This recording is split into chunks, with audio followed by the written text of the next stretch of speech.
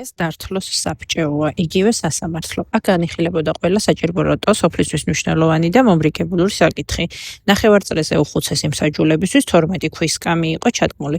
სადაო საკითხების განხილვისას ფიცი იდებოდა, მონაწილენი ულვაშის თითო ღერს იძრობდნენ და საფიცარი ქვის ქვეშ დებდნენ. ან ორმოში აგდებდნენ. ამის შემდეგ საბოლოო გადაწყვეტილება მიიღებოდა და უმორჩილებლობა კი ღვთის გმობის ტოლფასი იყო. საბჭოზე კიდევ ორი ქვა იყო განთავსებული, რომლებზეც მოხმოყრილი მოსარჩელე და ბრალდებული იდგნენ. ხალხი კი პროცესში შორი ახლო და ნაკვირდებოდა. თუ ნაფიც მსაჯულებს მოსარჩელეს ან ბრალდებული შეეჭვი შეეპარებოდათ, მაშინ მათ ხატის კარის ჯვარზე ან წინაბრის საფლავზე დააფიცავდნენ. დართლოში, ზოგადად თუშეთში სასამართლოს სასიკვდილო განაჩენი არ გამოჰქონდა.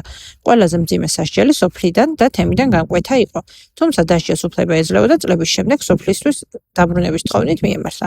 მოსამართლეებს სოფელი ირჩევდა, თუმცა არ არის ცნობილი ეს სამუდამო მოვალეობას წარმოადგენდა თუ გარკვეული ვადით ირჩეოდნენ. აღსანიშნავია, რომ დართლოს საბჭოს მე-18 საუკუნეში 10 წლის მანძილზე ლეკებთან მებრძოლი თუში გმირი ასული ხელმძღვანელობდა.